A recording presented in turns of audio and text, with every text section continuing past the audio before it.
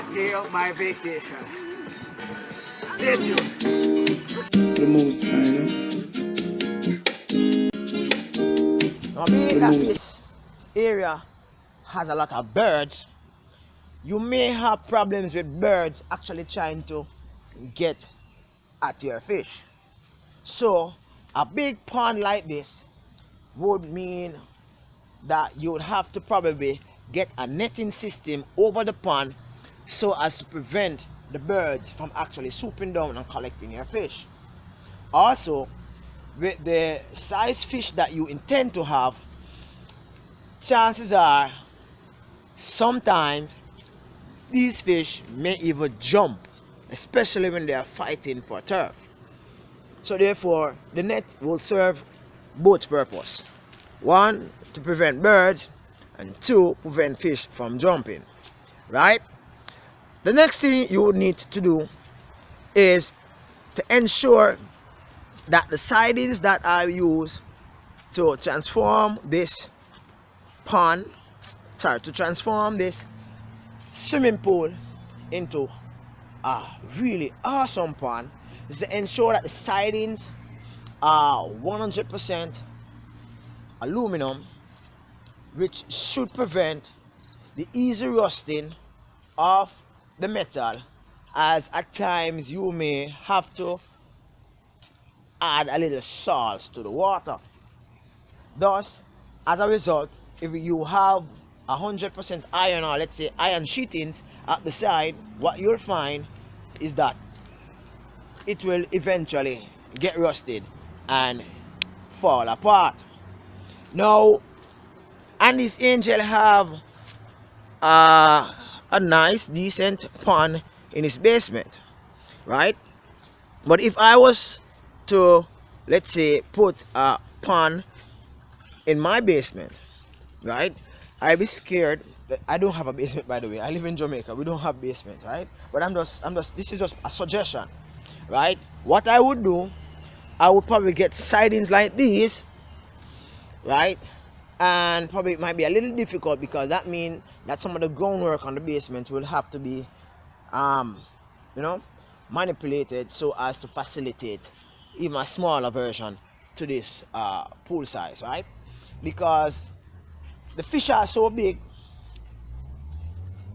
it might run the risk of actually puncturing, let's say, an inflatable pond that you may have in your yard. It might last you for several months or probably years, but when you choose to have your vacation, when you choose not to be there, there might just be a puncture, and when you return, water have escaped and your fish have actually died.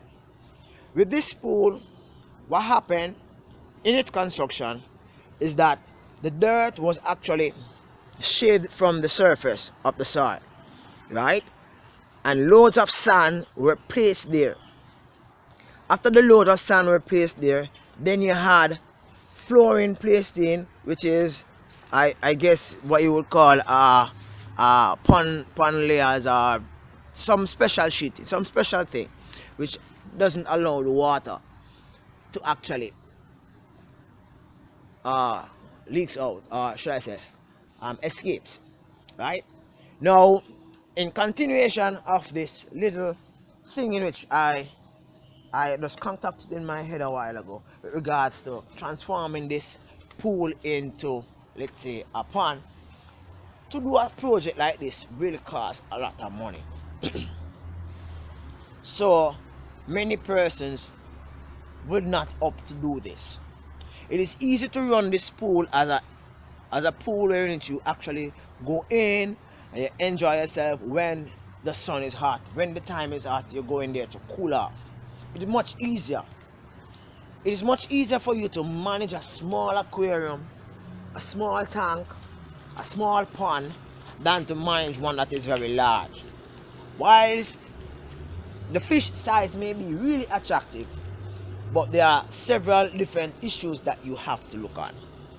Okay, so I am at a place right now in the United States of America where temperature changes and temperature variation ranges from very hot to very cold condition. One way in which during the winter this pool have to be covered with a special covering so as to prevent the snow from falling in, and to an extent to prevent the water from actually freezing. For those persons who are familiar with science, you know that as water freezes, it expands. So therefore, if this body of water actually freezes, what will happen is that these braces will probably be strained and it will give way, right? Resulting in a problem whenever the thawing out process occur, right? So in looking at it, it's easier said than done. It could be done, but it's not advised to be done. The smaller the pond, the easier it is managed. Now what you could do is to actually divide this pond into probably about 3 different pieces, and each piece would have, let's say, its different filtration system.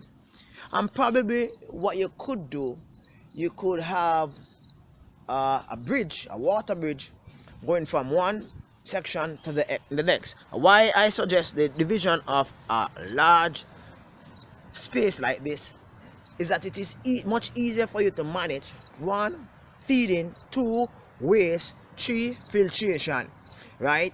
And 4, typical manage every day, right?